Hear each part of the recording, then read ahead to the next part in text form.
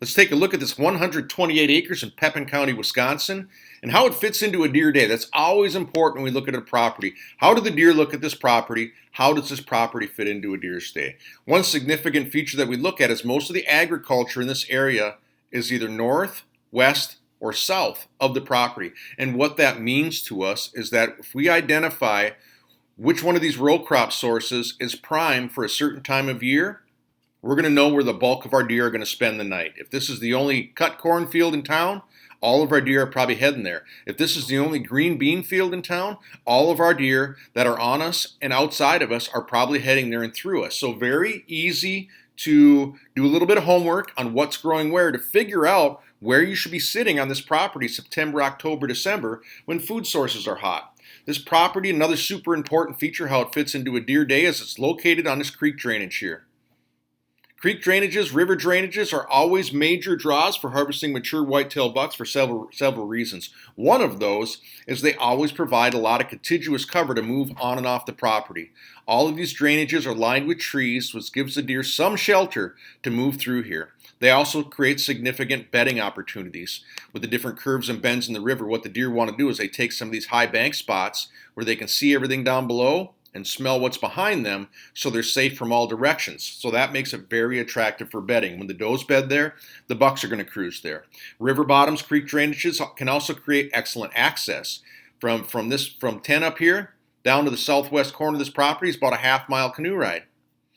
From Road O down here, walking the creek bottom up is about a quarter mile. So that gives us access from 1, 2, 3, 4 different spots on the property, which is always significant. It is very difficult if you have only one access on a property this size. If you want to hunt this part of the property and you had to walk the whole thing to get here, you're blowing up deer traffic the whole way, and that creates a problem.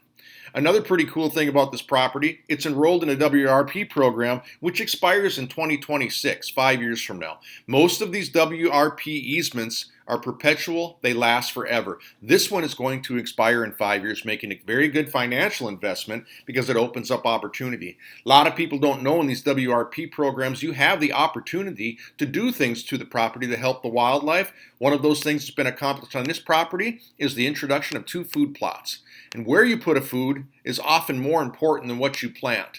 And the significance of where these plots are at is when these deer are traveling to these exterior food sources, if they're bedding on our property or they're bedding on the neighbors and they're traveling through, that's a pit stop they're going to make. In the evening, they are headed to food. If you give them food along the way in an area that they feel is safer than these wide open fields, in an area where they don't have to cross this road till after dark, you give them food in those areas and it becomes a part of their travel pattern.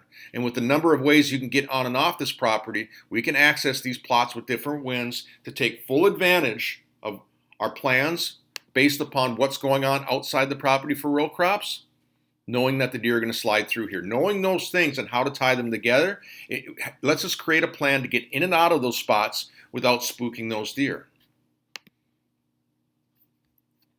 A quick look at the terrain map of this property. Again, looking how the creek bottom winds through it opens up some obvious funnels that we can harvest mature whitetail bucks in during the rut.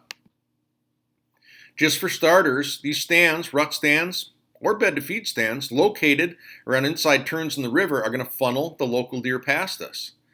They don't want to swim through this river, walk across this island, swim through the river to get here. They're going to walk these lines and they're going to avoid that. And these inside turns, outside turns become obvious points to hunt, bed to feed, and during the rut. Here's a topographic feature that's also obvious. With these steep banks here, these deer don't want to walk up and down these steep banks if they don't have to. This transition area through here, where it's more gradual ascent from top to bottom, is an obvious place for whitetails to cruise, bed to feed, and during the rut.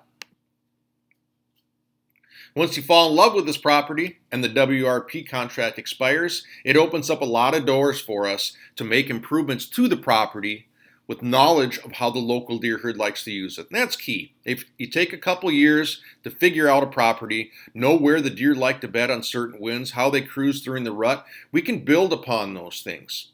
Build upon that combined with our access. That knowledge combined with our access and how we know our property fits in the neighborhood allows us to make improvements to an area that really benefit the property long term and make it hunt the best it can hunt. For more information on this property or others like it in the area, you're going to want to contact Mike Law at the Coulee Land Company.